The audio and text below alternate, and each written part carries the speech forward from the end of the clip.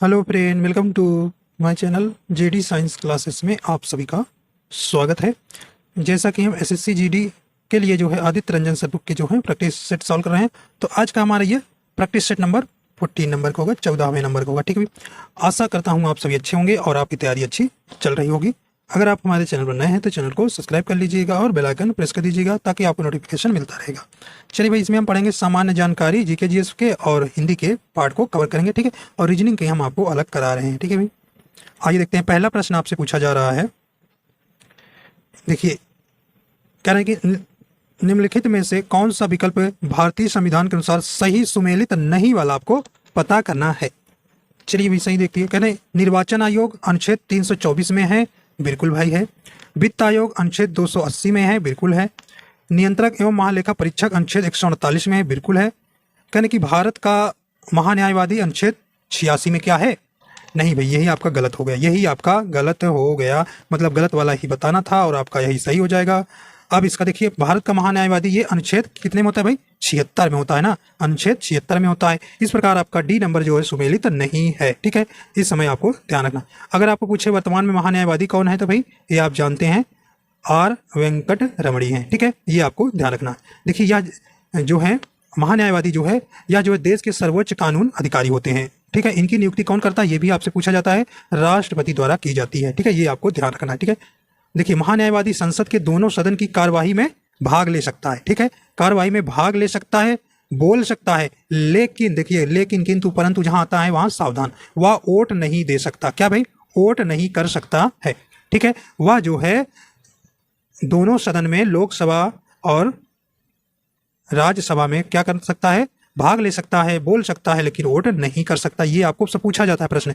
देखिए, अगला है महान्यायवादी भारत के राज्य क्षेत्र के अंतर्गत किसी भी न्यायालय की कार्रवाई में भाग ले सकते हैं। ठीक है, ये आपको ध्यान रखना है। तो ये आपका राइट आंसर कौन सा हो जाएगा? डी नंबर सही हो जाएगा। आइए देखते हैं भाई अगला। चलिए अगला देखते हैं।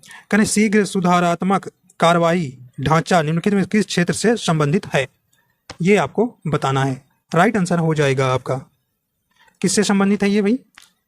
शीघ्र सुधारात्मक कार्रवाई, ये बैंकिंग से। ऑप्शन नंबर ए आपका बिल्कुल यहां सही हो जाएगा। ठीक है, ठीक है, यह जो है 2002 में जो है फ्रेमवर्क को 2002 अनुसूचित वाणिज्यिक बैंकों को निगरानी के लिए डिजाइन किया गया है। ठीक है, ये आपको ध्यान रखना है, अनुसूचित वाणिज्यिक बैंकों के लिए है। ठीक है, आइए देखते हैं G7 के बारे में भाई। कह रहे हैं कि निम्नलिखित में से कौन सा बिंदु G7 सम्मेलन 2024 की एक महत्वपूर्ण पहलों में से एक है? तो यहां पे राइट आंसर आपका कौन सा हो जाएगा? सही ऑप्शन हो जाएगा इसका, ऑप्शन ए हो जाएगा, partnership for global infrastructure and investment. ठीक है, ऑप्शन नंबर ए आपका बिल्कुल यहां सही हो जाएगा। ठीक है,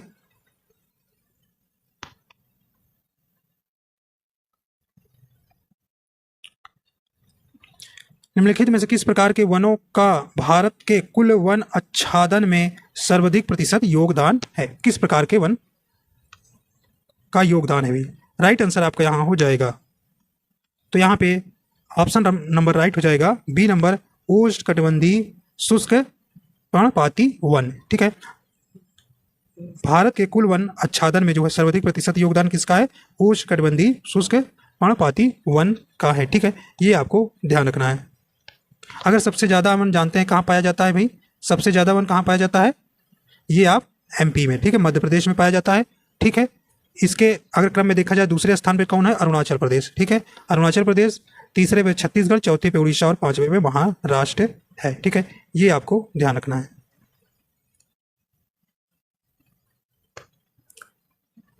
देखिए, वन संरक्षण जो है हर 2 साल बाद किया जाता है, ये भी आपको ध्यान रखना है। निम्नलिखित में से किसके पास संसद की संयुक्त बैठक बुलाने का संवैधानिक विधि संवैधानिक अधिकार? देखिए, इंपॉर्टेंस प्रश्न है भाई। तो जानते हैं अनुच्छेद कितने के तहत बुला सकते हैं? कौन? 108 के तहत। कौन बुला सकता है भाई? ये राष्ट्रपति। ठीक, तो ऑप्शन बी आपका बिल्कुल यहां सही हो जाएगा। ठीक है, ये आपको ध्यान रखना है। तो संयुक्त बैठक बुलाने का अधिकार किसके पास है? राष्ट्रपति के पास है। देखिए संयुक्त बैठक की आपसे पूछेगा कि अध्यक्षता कौन करेगा, तो यह जो है लोकसभा अध्यक्ष करेगा, या उनकी अगर अनुपस्थिति मतलब वो लोकसभा अध्यक्ष नहीं है तो लोकसभा के उपाध्यक्ष या उनकी अनुपस्थिति में राज्यसभा के उपाध्यक्ष द्वारा की जाती है। ठीक है, ये आपको बिल्कुल यहाँ पर ध्यान रखना है। ठीक है, देखिए संयुक्त बैठक जो धन विधेयक और संविधान संशोधन विधेयक के मामले में नहीं बुलाई जा सकती है। ठीक है, यह केवल साधारण विधेयक एवं वित्त विधेयक से संबंधित गतिरोध को दूर करने के लिए बुलाई जा सकती है। ठीक है, चलिए आइए देखते हैं। देखिए राष्ट्रपति जो है जानते हैं अनुच्छेद कई में है, 52 में है। ठीक है, अनुच्छेद 52 में क्या होगा, भारत का एक राष्ट्रपति होगा। देखिए अनुच्छेद 61 में जो है महाभियोग इन पर लाया जा सकता है, और अनुच्छेद 72 में जो है ये क्षमादान प्रदान कर सकते हैं। ठीक है, और ये आपको ध्यान रखना है। ठीक है, चलिए आइए देखते हैं। अगला है, अगला प्रश्न कह रहे हैं कि निम्नलिखित में से राष्ट्रीय आय को मापने का कौन सा तरीका नहीं है। नहीं वाला आपको बताना। ठीक है, राइट आंसर आपको यहाँ हो जाएगा। देखिए उत्पाद दृष्टिकोण है, आय दृष्टिकोण है, व्यय दृष्टिकोण है, लेकिन वस्तु दृष्टिकोण नहीं। ऑप्शन डी आपका बिल्कुल यहाँ सही हो जाएगा। तो राष्ट्रीय आय को मापने का कौन सा तरीका नहीं है, ये वस्तु दृष्टिकोण नहीं है। ठीक है, यहाँ पे आपका राइट आंसर आपका यहाँ डी सही हो जाएगा।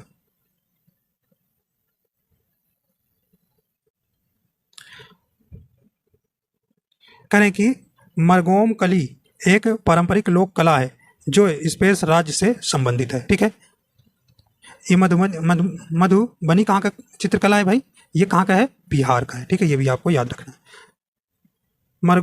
मरगोम कली एक पारंपरिक लोक कला कहाँ का है, राइट आंसर आपका हो जाएगा। ये भी कहाँ का है, ये राइट आंसर आपका हो जाएगा। तो ये केरल का है। ठीक, तो ऑप्शन नंबर आपका डी नंबर सही हो जाएगा। ठीक है, यह जो है ईसाई विवाह समारोह और बच्चों के दावतों के लिए जो है यह प्रोग्राम किया जाता है। ठीक है, असम की जानते हैं क्या है, बिहू, कई बार पूछा गया भी। पंजाब का लोक कला क्या है, भांगड़ा। ठीक है, और नागालैंड में वहाँ की पारंपरिक बुनाई प्रसिद्ध है। ठीक है, आइए देखते हैं, काफी इंपॉर्टेंट प्रश्न है। करें कि निम्नलिखित में से कौन एक नए थल सेना अध्यक्ष नियुक्त हुए हैं। ठीक है, ये आपको बताना है। ठीक है, देखिए इसके पहले कौन था, मनोज पांडे थे, मनोज पांडे थे। ठीक है, इनके स्थान पर नए थल सेना अध्यक्ष कौन नियुक्त हुए हैं भाई, राइट आंसर हो जाएगा आपका ए नंबर उपेंद्र द्विवेदी है। ठीक है, उपेंद्र द्विवेदी, ये आपको ध्यान रखना है। अनिल चौहान कौन है, ये जो है भारत के दूसरे और वर्तमान में सीडीएस हैं। ठीक है, सीडीएस है, ये आपको ध्यान। और ये विवेक राम चौधरी कौन है भाई, विवेक राम चौधरी वर्तमान में ये आपको बताना है। देखिए ये जो है बदल चुके हैं। विवेक राम चौधरी क्या थे भाई, ये वायुसेना अध्यक्ष थे। अब जो है नए वायुसेना अध्यक्ष आपको याद रखना है, अभी हाल फिलहाल में चेंज हुए हैं। तो एयर मार्शल अमरप्रीत सिंह याद रखिएगा। क्या भाई, अमरप्रीत सिंह बने हैं। ठीक है, ये आपको ध्यान रखना है। ठीक है, वायुसेना के नए अध्यक्ष कौन बने भाई, अमरप्रीत सिंह। ठीक है, ये आपको ध्यान रखना है। ये राधा कृष्ण हरि कुमार कौन है भाई, ये जो है नौसेना के अध्यक्ष के रूप में कार्यरत हैं। ठीक है, तो ये विवेक राम चौधरी बदल चुके हैं भाई, अमरप्रीत सिंह जो है आ गए हैं नए वायु प्रमुख। ठीक है, तो ये ध्यान रखिएगा। अगला है, मोजेक रोग निम्नलिखित में से किस पौधे से संबंधित है, राइट आंसर आपका यहाँ हो जाएगा, ये तंबाकू से संबंधित है। ठीक है, तो मोजेक रोग जो है किस पौधे में लगता है, तंबाकू में। ठीक है, ये आपको ध्यान रखना है। यह जो है विषाणु जनित रोग है जो पत्तियों के क्लोरोफिल को नष्ट कर देता है। ठीक है, यह रोग जो है टोबैको मोजेक विषाणु के द्वारा होता है। कौन से, टोबैको मोजेक विषाणु जनित रोग है। ठीक है, आइए देखते हैं अगला है। कह रहे कि आईपीएल 2024 में किस खिलाड़ी ने बतौर ओपनर आईपीएल इतिहास के सबसे तेज 4000 रन पूरे किए हैं। मतलब वे ऐसे खिलाड़ी हैं जो ओपनर नहीं आते थे तब भी 4000 रन पूरे किए हैं। राइट आंसर आपका हो जाएगा, कौन है भी, यहाँ पे ऑप्शन नंबर सी हो जाएगा, केएल राहुल है। ठीक है, ये आपको ध्यान रखना है। राइट आंसर आपका यहाँ सी नंबर सही हो जाएगा।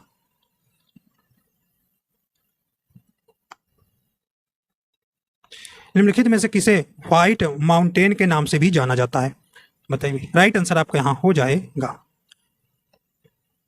व्हाइट माउंटेन के नाम से भी जाना जाता है। राइट आंसर आपका कौन सा हो जाएगा? ऑप्शन नंबर सी हो जाएगा, धौलागिरी फर्स्ट। ठीक है, ऑप्शन नंबर यहाँ पे सी नंबर यहाँ पे सही हो जाएगा। यह कहाँ स्थित है? यह पर्वत नेपाल में काली नदी, ठीक है, काली नदी के पश्चिम में यह जो है स्थित है। ठीक है, ये आपको ध्यान रखना है। कहने की चो योयू ये कहाँ है भाई? यह जो है विश्व की छठी सबसे ऊंची चोटी है। ठीक है, और मकालू दुनिया की 5वीं सबसे ऊंची चोटी है। ठीक है, ये आपको ध्यान रखना है। लाहौर से कहाँ है ये? माउंट एवरेस्ट, गार्डविन आस्टिन और कंचनजंगा के बाद दुनिया की ये चौथी सबसे ऊंची चोटी है। ठीक है, दंती दुर्ग जिसे दंतीवर्मन द्वितीय के नाम से भी जाना जाता है, स्पेस वंश के संस्थापक थे। तो आपको बताना है दंतीवर्मन द्वितीय किस वंश के संस्थापक हैं? राइट आंसर हो जाएगा आपका ऑप्शन नंबर बी हो जाएगा, राष्ट्रकूट के हैं। ठीक है, ये आपको ध्यान रखना है। तो दंती दुर्ग जिसे दंतीवर्मन द्वितीय के नाम से भी जाना जाता है। ठीक है, ठीक है, तो ये जो है चालुक्य वंश के अंतिम शासक कीर्तिवर्मन द्वितीय को राष्ट्रकूट राजा दंती दुर्ग ने हराया था और इस प्रकार राष्ट्रकूट वंश का संस्थापक बना। ठीक है, इनकी राजधानी क्या होती थी? कर्नाटक। ठीक है, और गुलबर्ग क्षेत्र के अंतर्गत आती थी और इनका ये 735 से 756 ईस्वी तक यहाँ पर शासन किया गया था। ठीक है, राष्ट्रकूटों द्वारा। तो ऑप्शन नंबर बी आपका सही हो जाएगा। भारत के संविधान के निम्नलिखित में से कौन से अनुच्छेद में भारत के नियंत्रक एवं महालेखक परीक्षक का उल्लेख है? तो पहला ही प्रश्न ये था भैया आपका। राइट आंसर हो जाएगा, पहले में ही था दिया था। राइट आंसर आपका डी हो जाएगा, अनुच्छेद 148 में। ठीक है, ये आपको ध्यान रखना है। ठीक है,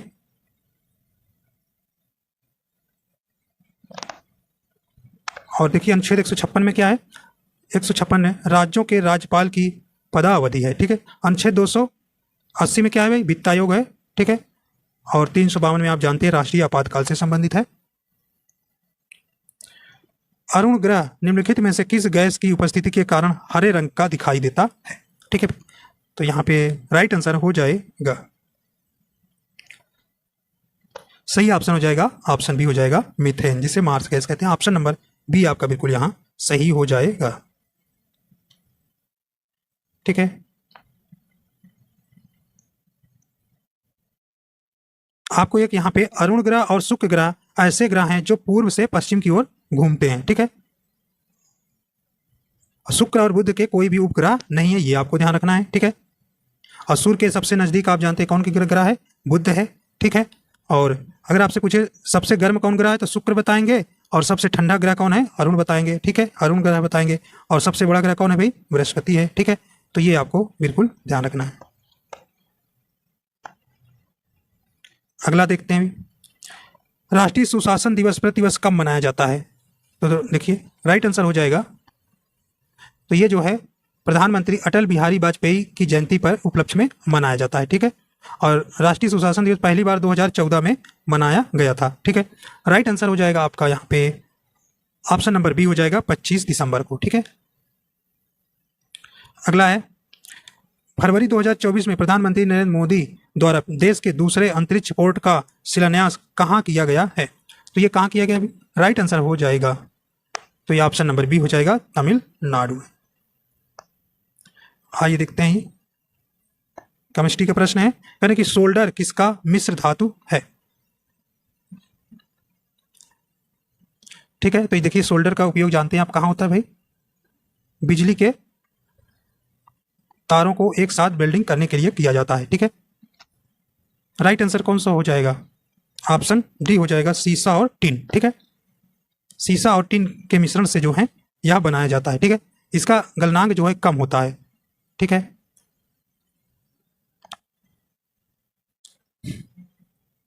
ठीक है, और तांबे और जस्ते का संयोग से क्या बनता है? पीतल बनता है। ठीक है, पीतल बनता है, और तांबे और टिन के का प्रयोग से क्या बनता है? कांस्य बनता है। ठीक है, कांस्य बनता है, ये आपको ध्यान रखना है। ठीक है, तो सीसा और टिन याद रखिए, ऑप्शन डी सही हो जाएगा, सोल्डर। ठीक है, अगला है रामसर सम्मेलन निम्नलिखित में से किससे संबंधित है, तो ये आपको बताना है। देखिए 2 फरवरी 1971 में 1971 में जो है ईरान के राम शहर में रामसर कन्वेंशन आयोजित किया गया था। ठीक है, तो ये देखिए रामसर 82 लगभग हो चुका है भारत में जो है कुल रामसर। ठीक है, आर्द्रभूमि स्थल। तो राइट आंसर कौन सा हो जाएगा आपका, डी हो जाएगा। ठीक, आर्द्रभूमि। ठीक है, T20 विश्व कप 2024 प्रतियोगिता में निम्न में से किस खिलाड़ी ने मैन ऑफ द टूर्नामेंट का खिताब अपने नाम किया। ठीक है, राइट आंसर आपका यहाँ पर हो जाएगा, सही ऑप्शन कौन सा हो जाएगा भाई, ऑप्शन नंबर सी हो जाएगा, जसप्रीत बुमराह है। ठीक है, मैन ऑफ द टूर्नामेंट कौन खिताब किसको दिया गया भाई, जसप्रीत बुमराह। ठीक है, ये आपको ध्यान रखना है। तो यह मैच जो है T20 विश्व कप 2024 के विजेता कौन रहा अभी, भारत रहा। ठीक है, तो ये आपको ध्यान रखना है। आइए देखते हैं अगला है, निम्नलिखित में से कौन सा बंगाल की खाड़ी पर अंग्रेजों का पहला व्यापारिक समझौता था। ठीक है, तो कौन था भाई, यहाँ पे राइट आंसर हो जाएगा ऑप्शन बी हो जाएगा, मछलीपट्टनम था। ठीक, तो ऑप्शन नंबर आपका यहाँ बी नंबर सही हो जाएगा।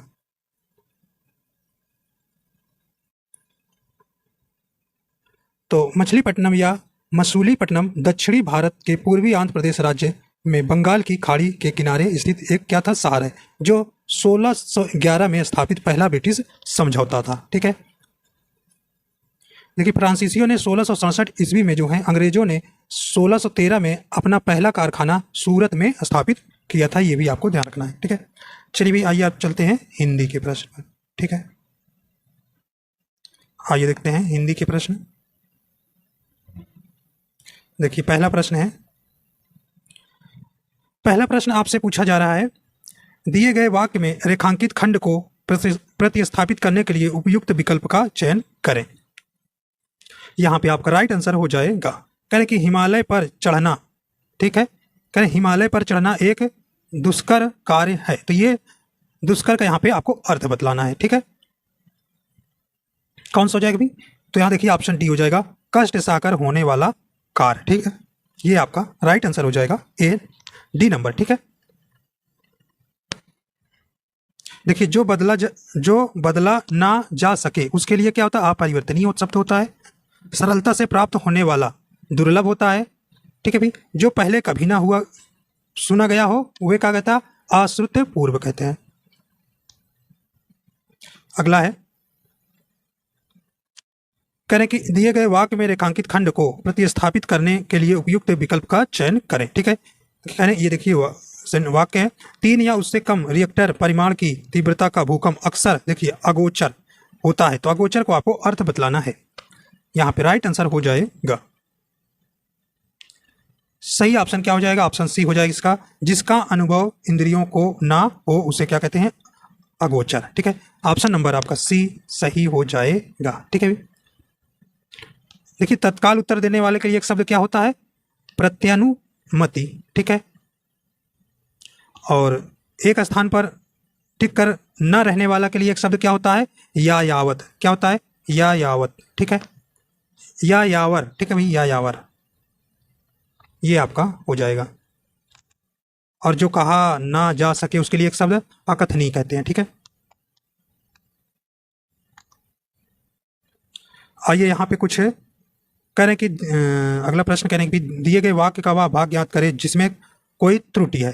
तो आइए देखते हैं क्या त्रुटि है, ये आपके ऑप्शन है।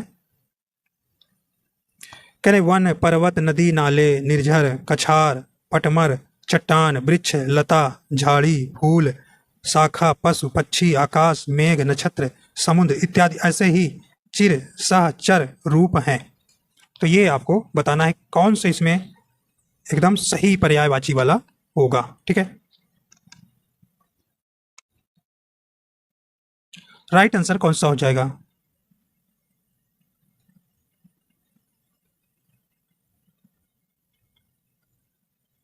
राइट आंसर आपका यहाँ पे देखिए डी नंबर हो जाएगा। इसमें कह रहे समुद्र जो है इत्यादि ऐसे ही चिर सहचर रूप हैं। देखिए ये सब क्या है भी, जैसे वन, पर्वत, नदी, नाले, निर्झर, कछार, पटमार, ठीक है, ये आपके क्या है भी,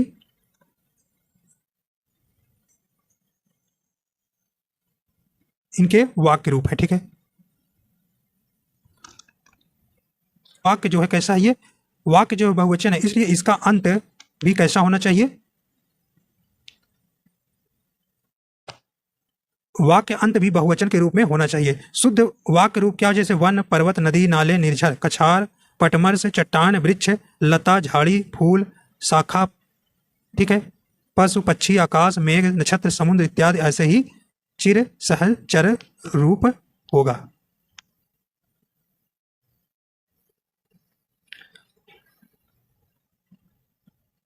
अगला कह रहे हैं कि रिक्त स्थान को भरने के लिए उपयुक्त शब्द का चयन करें। कह रहे हैं कि ये आपको वाक्य यहाँ पे भरना है। कह रहे हैं कि जल जीवन मिशन योजना का मुख्य उद्देश्य है ग्रामीण क्षेत्र में रहने वाले उन सभी परिवारों को घर में पानी की उपलब्ध करवाना जिन्हें पानी की अनुपलब्धता जैसी समस्याओं से गुजरना पड़ता है। तो ये आपको यहाँ पे भरना है। तो राइट आंसर आपका कौन सा इसमें भरेंगे, देखिए पानी की सुविधा करेंगे ना भाई, ऑप्शन ए आपका यहाँ सही हो जाएगा। अगर कोई समस्या है पानी की तो वहाँ सुविधा उसकी सही शब्द आपका भरा जाएगा। ठीक है, कहने के दिए गए वाक्यांश के लिए एक शब्द लिखिए, वह कृति जिसमें गद्य और पद्य दोनों हो। राइट आंसर आपका यहां हो जाएगा, उसे क्या कहते हैं, ऑप्शन डी हो जाएगा, चंपू कहते हैं। ठीक है, दिए गए शब्द का पर्यायवाची बताना है, ये नदी का पर्यायवाची आपको यहां पर बतलाना है। राइट आंसर आपका यहां हो जाएगा ऑप्शन बी हो जाएगा, निम्र गा जो है नदी का पर्यायवाची है। ठीक है, ऑप्शन नंबर यहाँ पे बी नंबर सही हो जाएगा। तरणी किसका पर्यायवाची है, ये नौका का है, नाव का है। ठीक है, नाव का है। ठीक है भी, जलयान भी कहते हैं, जलवाहन भी कहते हैं सर। ठीक है, मुकुंद किसका पर्यायवाची है, ये विष्णु का है। ठीक है, विष्णु का है, जिन्हें आप चक्रपाणी, दामोदर, नारायण, इनका आवरण पर्यायवाची है। सतायु किसका पर्यायवाची है, ये चिरंजीवी का है। यहां पे फिर पर्यायवाची बताना है तालाब का। ठीक है, तालाब का पर्यायवाची हो जाएगा, ऑप्शन सी हो जाएगा, पद्माकर हो जाएगा। ठीक है, ऑप्शन नंबर सी आपका सही हो जाएगा। तरु किसका पर्यायवाची है, ये पेड़ का है। ठीक है, पेड़ का है। ठीक है, और भूधर किसका पर्यायवाची है, ये नखपति, शैल, अचल, ये गिरी का पर्यायवाची है। ठीक है, यामिनी किसका पर्यायवाची है भाई, रात्रि का है। किसका है, रात्रि का है, जिसे आप रजनी, रात, रैन कहते हैं।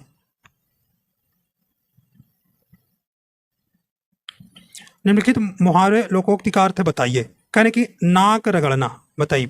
राइट आंसर आपका यहां हो जाएगा विनती करना हो जाएगा, ऑप्शन नंबर ए आपका सही हो जाएगा।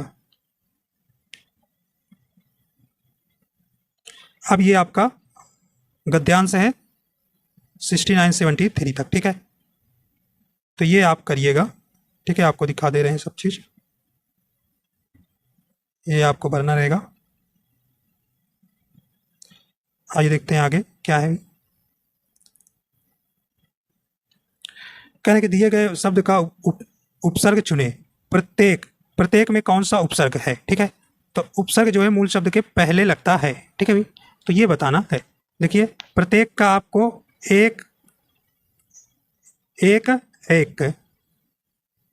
ये जो है मूल शब्द हो गया, और प्रति जो है आपका क्या हो गया, उपसर्ग हो गया। राइट आंसर आपका कौन सा हो जाएगा, ए नंबर, प्रत्येक में प्रति उपसर्ग लगा है। ठीक है, अगला है, दिए गए वाक्य का वह भाग ज्ञात करे जिसमें कोई त्रुटि हो। आपको त्रुटि पहचानना है। ये वाक्य, मैंने ऐसा करना पहले से निश्चय कर रखा था, तो इसमें किस प्रकार का त्रुटि कह रहे हैं कि मैंने ऐसा करना पहले से निश्चय कर रखा था।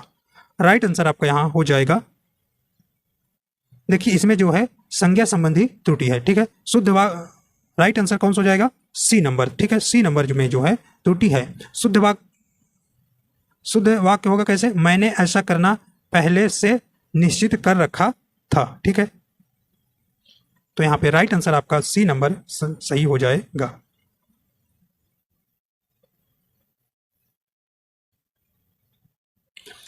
निम्नलिखित में से सही संधि विच्छेद का चयन करें।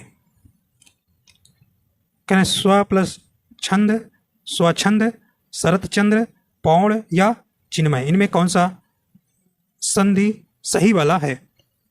राइट आंसर देखिए सी जो है प्र प्लस ऊण जो है प्रौण जो है ये शुद्ध है, ठीक है। और के संधि विच्छेद क्या है? अशुद्ध है। तो इनका सही संधि विच्छेद जैसे स्वच्छंद का क्या होगा भाई? स्व प्लस छंद, ठीक है, ये हो जाएगा। शरत प्लस चंद हो जाएगा, ठीक है। शरत चंद का सही संधि विच्छेद शरत हलंत नीचे रहेगा तामे प्लस चंद्र, ठीक है। और अगला है चिन्मय, चित्त प्लस मय हो जाएगा, ठीक है। चित्त हलंत रहेगा तामे प्लस मय, चित्तमय, ठीक है। आइए देखते हैं अगला है उत्खनन। उत्खनन में आपको उपसर्ग चुने। राइट आंसर हो जाएगा आपका सी हो जाएगा, उत उपसर्ग है, ठीक है। आपको विलोम चुनना है कथित का, कथित का विलोम बताना है। तो कथित का विलोम क्या हो जाएगा? अकथित। राइट आंसर आपको यहां हो जाएगा सी नंबर। अगला है गलत वर्तनी वाले शब्द का चयन करें, ठीक है। देखिए सही ऑप्शन आपका यहां हो जाएगा, देखिए उत्थान नहीं होता, बड़ा उपमंत्र गलत है, उत्थान होता है, ठीक है। उत्थान होता है, छोटा उ रहेगा, उत्थान हो जाएगा, छोटा उ रहेगा। तो यहाँ गलत वाला यही आपका चयन करना था, तो ऑप्शन ए सही हो जाएगा। ऊष्मा अवसर अंतर्मुखी आपका शुद्ध है, ठीक है। आइए देखते हैं लास्ट प्रश्न है, दिए गए वाक्यांश के लिए एक शब्द कर दीजिए। करें कि जो दुख या भय से पीड़ित हो, उसके लिए एक शब्द क्या होगा भाई? जो दुख या भय से पीड़ित हो के लिए कातर कहते हैं। ऑप्शन बी आपका बिल्कुल यहां सही हो जाएगा, ठीक है। शोकग्रस्त किसे कहते हैं? शोक में डूबा हुआ को शोकग्रस्त कहते हैं, ठीक है। अकिंचन क्या है भी? जिसके पास कुछ भी ना हो, ठीक है। और हत क्या है? वह जो किसी दुर्घटना से घायल हो गया हो। तो इस प्रकार जो है आपके 40 प्रश्न पूरे हो जाते हैं, ठीक। तो आशा करता हूँ आपको पसंद आया, और पसंद आया तो लाइक एंड शेयर कर दीजिएगा। अगर आप हमारे चैनल पर नए हैं तो चैनल को सब्सक्राइब कर लीजिएगा। वीडियो देखने के लिए आपको बहुत बहुत धन्यवाद।